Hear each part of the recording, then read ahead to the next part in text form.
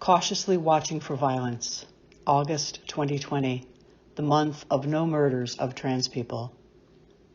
His voice at the end of the line, middle of the night, bored and languorous, described what he would do to me, knowing where I lived.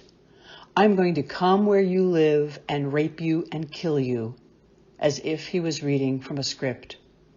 The telephone, 1981, a plastic-shelled landline, waking me.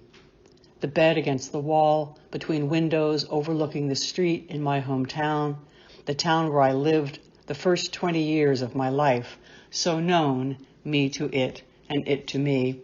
I was tired of the threats, men calling to tell me these things, men speaking about me in loud voices from the bar while I bought a six-pack of beer, saying who I was and what. Men intentionally banging into me, their bodies like bars surrounding me, hands in my hair, breath in my face.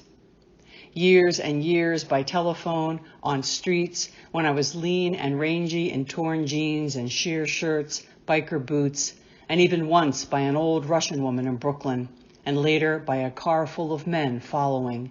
Even then, I shouted them down, shouted them off, walking in the daylight somewhere in New York City, always the angry mouth that talked back.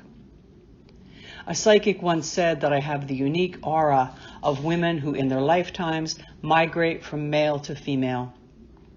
I knew this was true, having known myself a boy and then riding that knowing into puberty, confused in skirts and fishnets and desert boots, crushes on girls with cheekbones like knives, who pushed into my lavatory stall, who let me wear her leather jacket, who was pregnant and married at 17, whose hair I stroked by flashlight, who embarrassed my dreams with longing. The pressure for dance dates, the gay boy smelling of beer, the one who never called, the one who was refused, the son of a butcher, the cousin of a friend, the friend of my brother. I lost my virginity when I was 19 in college to a man 12 years my senior I thought I'd marry, who wore women's perfume, did manual labor, owned a dress shop with his mother, and dumped me for a younger woman pregnant with his child. Years and years, women and men, the flush of yin and yang in me.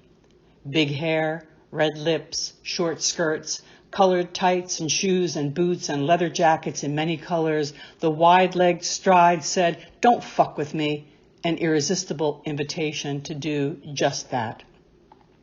Even at 60, walking my foofy dog across the street in the suburbs, a spring day, from the car window he says, "Get out of the way, you ugly old dyke." Dyke, cunt, bitch, even once faggot.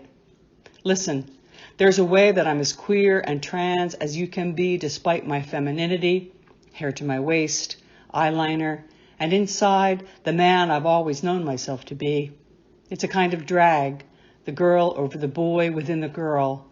Tight jeans, big belt, even under my elderly paunch, still that fire that says, "Let me scorch you, scorch me with desire."